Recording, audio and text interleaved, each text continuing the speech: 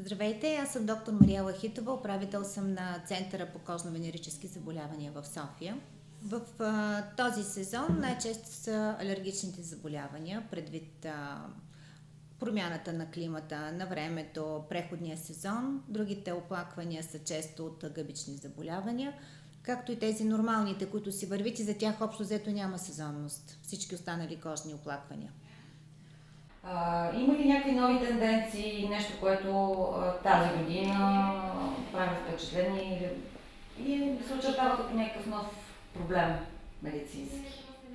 Всъщност бих казала, че се увеличават много атопичните дерматити при децата. Почти няма дете вече, което да посещава кабинетите, да няма кожни оплаквания в различна степен, което е свързано с промяната на храненето, с промяната на околната среда, с медикаментите, които се използват до известна степен, както с естеството на тъканите, с които се обличат децата, игнорирайки наследствеността, която разбира се, че съществува в тази област на дерматологията, но това е доста чест проблем, както и агресивните козметични препарати, които се използват понякога от родителите. Кои храни причиняват най-често атопичните дерматити и какво трябва да знаят родителите, за да не се стигне до тази диагноза? Значи, категорично връзката между атопичния дерматит и храненето не е установена. При някои тя има въздействие, при част от пациентите, дори по-голяма, бих казала, че такава корелация няма.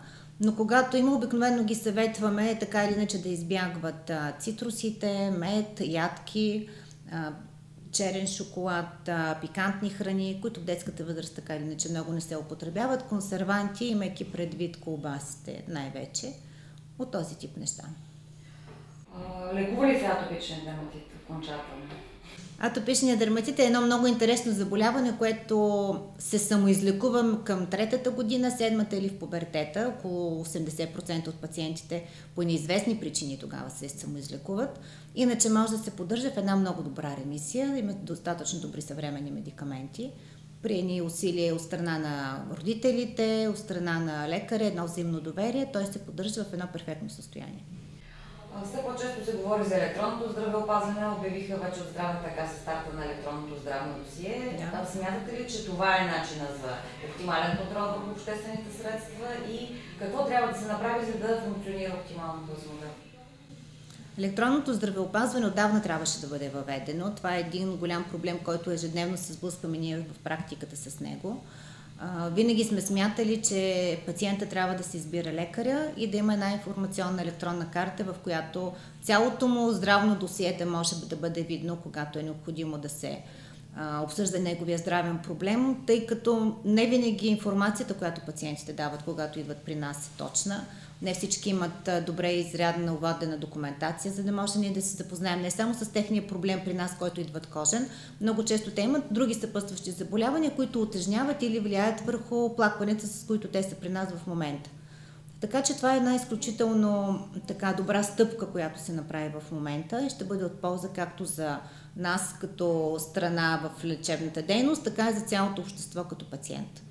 Стартира и новата професионална платформа за контакт на лекари CredoWeb. Какво смятате, че тя би могла да ви бъде полезна?